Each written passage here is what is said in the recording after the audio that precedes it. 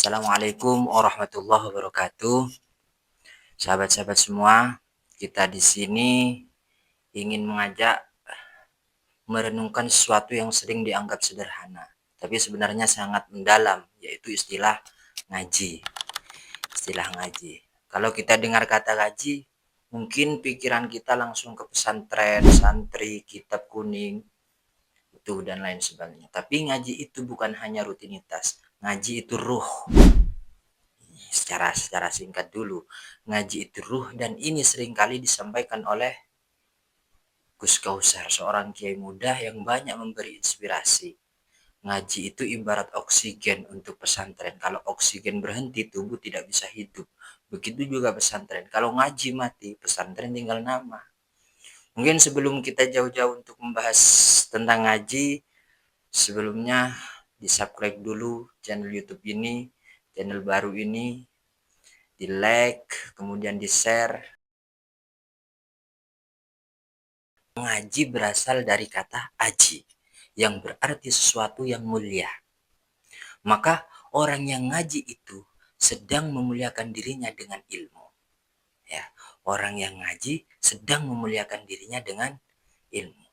Dalam tradisi pesantren, ngaji berarti belajar kitab, tafsir, fikih, tauhid, akhlak, dan tasawuf dengan cara talaki langsung dari guru.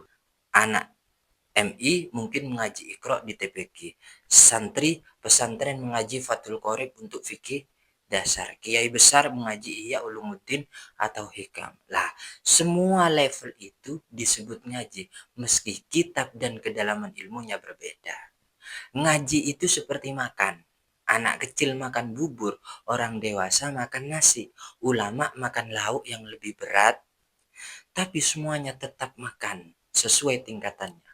Kalau berhenti makan, pasti mati. Begitu juga kalau berhenti ngaji, ruh keilmuan kita akan mati. Mungkin seperti itu. Mengapa ngaji penting? Ngaji menghubungkan dengan sanad. Itu yang perlu digarisbawahi.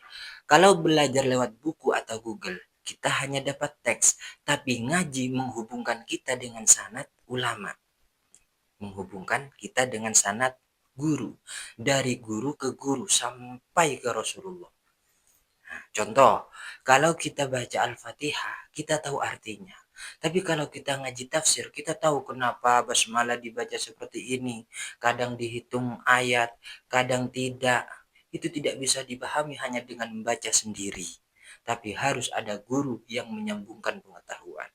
Itu ngaji menghubungkan dengan sana. Bayangkan, kalau kita belajar ilmu dunia seperti matematika, komputer, kita hanya belajar dari buku dan dosen, dari buku dan guru. Tapi kalau ngaji kitab, kita menyambung dengan sanad ulama sampai ke Rasulullah Shallallahu Alaihi Wasallam. Tentunya sanad para kiai-kiai kita itu tidak diragukan lagi.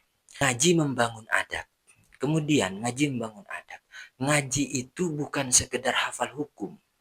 Ngaji itu pembentukan sikap. Paham? Ngaji itu bukan sekedar hafal hukum, tapi ngaji itu pembentukan sikap. Misalnya, ngaji ta'limul muta'allim mengajarkan jangan melangkahi kitab, jangan membelakangi guru. Ini membentuk karakter rendah hati. Jadi salah satu membentuk karakter rendah hati. Itu. Jadi bukan sekedar hafal hukum, tapi pembentukan sikap. Ngaji itu pembentukan cara berpikir, pembentukan akhlak, bukan hanya hafalan. Contoh, kalau santri ngaji kitab Ta'limul Muta'allim, di situ diajarkan bahwa ilmu tidak akan masuk ke hati yang kotor. Nah, itu. Artinya apa? Syarat sukses belajar itu bukan otak cerdas saja, tapi hati yang bersih, adab yang benar. Itu kunci kesuksesan. Sekarang coba kita lihat, banyak orang pintar, gelarnya panjang, tapi gampang marah, gampang menghina, dan tidak tahu cara bicara sopan. Itu tandanya dia pintar, tapi tidak beradab. Nah, inilah peran ngaji, mengajarkan ilmu sekaligus adab. Selain kita mendapatkan ilmu, juga kita memiliki sopan santun, memiliki adab. Selain daripada itu, ngaji menjadi penjaga iman. Nah, di tengah derasnya informasi digital, ngaji adalah filter. sebagai filter kita. Orang yang tidak ngaji mudah percaya hoak agama. Tapi orang yang ngaji nanti ini bisa membedakan mana fatwa ulama dan mana opini orang awam. Jadi ini faedah-faedah daripada ngaji. Ada istilah yang mengatakan bahwa pesantren bisa berdiri megah, tapi kalau tidak ada ngaji, itu seperti rumah tanpa penghuni. Ini penting ini. Ada pesantren kecil di desa, ngajinya istiqomah tiap pada subuh.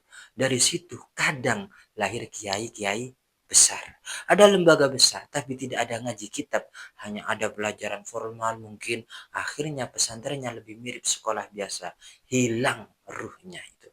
Mungkin seperti itu pentingnya sebuah ngaji. Kebesaran pesantren bukan karena gedungnya megah, tapi karena ngajinya. Misalnya, ada pesantren kecil, bangunannya sederhana, tapi setiap subuh santrinya istiqomah ngaji kitab Fathul Qorib misalnya. Malamnya ngaji tafsir Jalalain. Dari santri yang sederhana itu, kadang lahir ulama besar. Lahirlah ulama. Contohnya, Mbah Maimun Zubair, kemudian menghasilkan, mencetak Gus Baha. Sebaliknya, ada lembaga pendidikan yang fasilitasnya mewah, tapi tidak ada ngaji kitab. Lulusannya ya memang pintar, tapi tidak punya adab. Maka ruh pesantren bukan di temboknya.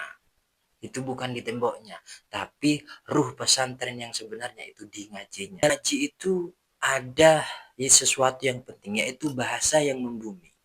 Bahasa yang membumi artinya apa? Dalam ngaji itu banyak bahasa-bahasa yang mudah dipahami oleh kita. Karena ya kita membutuhkan ibaratnya charger iman. Kalau HP saja setiap hari di charger, masa hati kita tidak? Orang boleh sibuk kerja, boleh sibuk kuliah, tapi kalau tidak ngaji, seperti orang jalan jauh tanpa peta. Mungkin seperti itu istilahnya. Dalam ngaji itu ada mungkin sering kita dengar yaitu fikih. Kitab mungkin ada kitab fikih, yaitu dalam fikih itu dijelaskan tentang wudhu, tentang sholat dan lain sebagainya. Dalam wudhu itu banyak hal yang detail itu dalam wudhu. Misalnya ada guru mengatakan kalau wudhu tidak sah, sholat juga tidak sah, itu penting. Nah, contoh orang wudhu tapi lupa niat, sholatnya batal. Nah, dalam ilmu fikih ini maka kita dididik dalam ngaji kita itu untuk mengajarkan kedisiplinan. Jadi harus disiplin. Mengajarkan tentang kedisiplinan seperti orang bikin bangunan, pondasi salah itu rumah itu sama seperti wudhu. Yang kemudian sholat itu wudhunya tidak sah, maka sholat juga tidak sah. Dalam ilmu akhlak, kita sering mendengar kitab Ta'limul Muta'allim. Misalnya adab murid kepada guru, jangan menoleh ke kanan ke kiri saat belajar. Itu termasuk adab, termasuk contoh, termasuk sikap, termasuk sopan santun. Kemudian contoh yang lebih modern, murid belajar tapi main HP di depan guru. Itu ilmunya mungkin masuk, tapi berkahnya hilang. Makanya di dalam pesantren itu ada akhlak, sopan santun dan lain sebagainya. Nah, barokah ilmu, makanya saya pernah mendengar itu bahwa barokah ilmu tidak bisa dicari di Google, hanya bisa lewat adab kepada guru. Itu barokah. Dalam hal tasawuf, kita sering mendengar kitab Hikam Ibnu Athaillah. Dalam kitab Hikam itu dijelaskan orang yang mengandalkan usaha tanpa doa akan kecewa. Usaha terus tapi tanpa berdoa itu akan kecewa. Contoh, anak muda merasa kalau punya banyak follower pasti bahagia. Itu biasanya anak muda. Tapi faktanya banyak kok influencer yang depresi. Jadi bisa dikatakan bahwa ketentraman hati bukan dari dunia, tapi dari Allah. Nah itu dalam tasawuf mengajarkan tentang kehidupan yang lebih tertata. Ngaji ini mampu membangun identitas. Misalnya ngaji menumbuhkan kebanggaan sebagai santri. Ngaji bisa menumbuhkan kebanggaan sebagai santri. Contoh konkret ketika seorang alumni misalnya di Surabaya dulu minder, tapi setelah ikut kajian dia bangga menyebut dirinya sebagai santri. Itu menunjukkan bahwa membangun identitas. Selain itu membentuk moral. Ngaji mengingatkan batas-batas hal haram itu, moral terbentuk. Anak muda yang biasanya misalnya upload kemaksiatan, upload foto pacaran, setelah ikut ngaji itu lebih hati-hati. Kadang seperti itu. Jadi sahabat-sahabat, mari kita ingat kembali pesan Guru Kausar bahwa ngaji itu adalah ruh pesantren. Makanya ngaji, ngaji, ngaji. Kalau hidupmu sering gelisah, periksa, mungkin kurang ngaji. Kalau ilmumu tidak berkah, periksa, mungkin kurang hormat pada guru. Kalau hatimu kosong, periksa, mungkin jarang ngaji dan zikir.